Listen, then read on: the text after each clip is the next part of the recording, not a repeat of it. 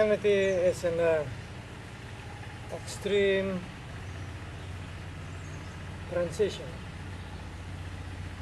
We are completing a cycle of consciousness, and most people have no idea why we have come to this planet, what to do, and who we are. There's great confusion. Now, on this planet, there are two basic systems. One is eternal, and I'd like to illustrate this. And this is the Earth. It's a nucleus. That nucleus is also the nucleus of our blood. And what it contains is the entire connection, we call this memory. Memory is a connection all the way to the source. So this nucleus contains everything that was needed to create this planet. All the vibrations, light, we see light in the sky when it comes down to the earth. It changes into sound, there's thunder. It changes into gas, wind, clouds. And that condenses further and becomes liquid. That's the rain. And the liquid becomes solid. That's the earth. And all the way in the center, that nucleus, that contains the total memory. It's like a seed. See? The source is infinite. So we are infinite too. When we can remember, when we can contain this all, that seed is in us. And with that seed, we can continue. Eternally, eternally, eternally. That's eternal. And the opposite, the contrast to this eternal path is the temporary. And it has a beginning, it comes from the surface, and has an end. That path doesn't have that memory. It's purely experimental, based on the use of the mind. So we went through a long experiment. It took millions of years. The so-called mystical, mythical Lemuria is not mythical at all. It's also civilization, part of the development of humanity. It took about 18 million years. And then after that was Lemuria, Atlantis, about 3 million years. And our present preparation in this last era, 10,000, 5,000, 2,000 years, is very short. That means sporadically we develop and gets shorter and shorter and shorter till we come to the point zero, and the earth contains the point zero. Yeah? That means the tree becomes the seed. Then from here we have to decide what kind of experience we want to have. We can continue naturally, universally, or have a so-called timeout and have an experiment. As a beginning and an end. We went through the experiment. And what is this experiment all about? It is a part of the divine plan. The divine plan is encoded in the symbol of the heart. You see, that's like one, you see, becoming two. And then in this duality, in this separation, we can have an experience. We can become conscious because of the contrast. Right? And when we come to the very extreme, because we have a certain time, it's a beginning and an end, we have to come back. See, we have to come back to the oneness. That means this is the beginning, and then we have the separation, and we have no time and space to have an experience, to become conscious, to create consciousness, the duality. But then we have to come back, and that requires the memory. Okay? And so by that memory, we can return.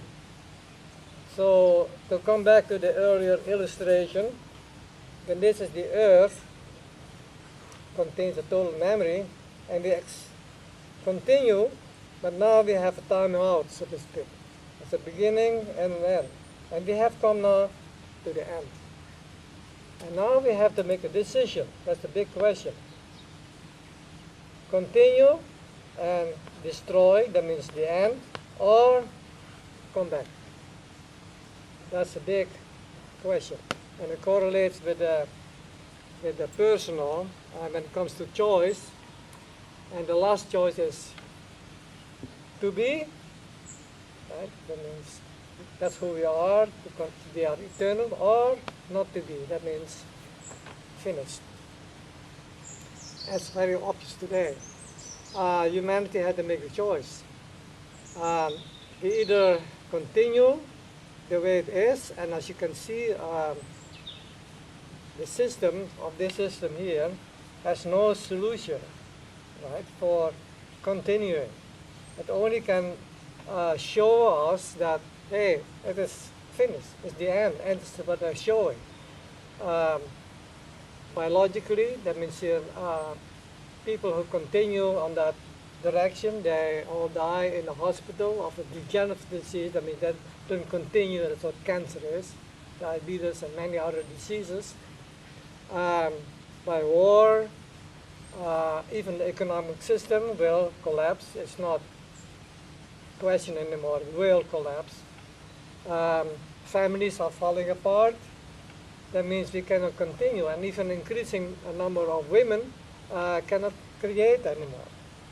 Right? They become infertile, they're losing their sexual organs, their breasts, and so humanity now is coming to the end of the experiment. The experiment's over. So we have to know how to come back. And how? There are many suggestions. They say, well, let's create peace, or do this, do that. And there are so many infights about what the solution is. Even countries, they decide, America, no, you have America, you have Russia, China, they all have different options, and you have the religious infights, Christianity, Islam, Judaism, and so who has the solution? Now what I'm presenting here is not a philosophy, not my opinion. I'm just purely pointing out what is self-evident. So the truth is, all is one. How can you escape all there is? Oneness. You cannot. All is one. So either we collaborate with the oneness, or we go against it. And guess what? When you go against it, of course, you have to destroy yourself, because it's not possible. So everyone who wants to maintain themselves in that system that is finite, ultimately they have to join the mass grave, one way or the other. And it's nothing to do with who's right, who's wrong. It's a matter of choice. And we cannot make a choice unless we know the options. So I'm presenting here the best option. We know the worst option, continue destroying self. That option we know, but now the best option. And the best option is to be. To be means you have to come back. And how do you do that? Now this system here, this experiment, is based on a law. A law is a constant, and this constant is not constant. That's a law. Law is a constant. That constant is based on the duality, right and wrong, good and bad, and so on. And the way it works, the way this law works, is by opposites antagonizing each other. Okay? And that's what happens. This is my law, this is your law, I'm right, I'm wrong, and so on. And then you create a conflict. And that's what war is. That's what disease also is. It's a consequence. It's a consequence of a mindset that thinks that operates in a small context. That's why we have so-called chemistry. That's why we have today education. And that education that we have been going through, all kind of education, including universities and so on, is deductive. I mean, thinking from the outside to the inside. And so consequently, we cannot be everywhere. So scientists here, or a politician there, and they all have different perspectives. And the perspective is very narrow. It's all based on microscopic observation. That's why we need a microscope to deepen inside, but they cannot see the totality. That's deductive, and that's why you have conflicts among all observations. So what need to be done is change the perspective from the inside to the outside. It means total perception. So we have to change the deductive into the inductive, and that requires the heart to control the mind. As it is today, the mind controls the heart. And so how can we change that? So we need a unifying center, so we can think from the inside to the outside. It's an inductive mindset. So the opposites then, by that center, by that memory that is contained by the earth, that has total memory, also there's a memory of the seed, the opposites can be complementary. That is peace. So many people demonstrate for peace and protest and so on, but they don't present the unifying center. And that is missing. They fight about, okay, we make another law, another leader, but all of that are still like this. They don't present that center, the seed, the memory, the total memory. And by that center, they can unify the opposites. So the return to the way, right? The return requires us to know how to use the constant. That's a law, constant, the eternal and absolute constant in our normal daily life on all levels, whatever it is.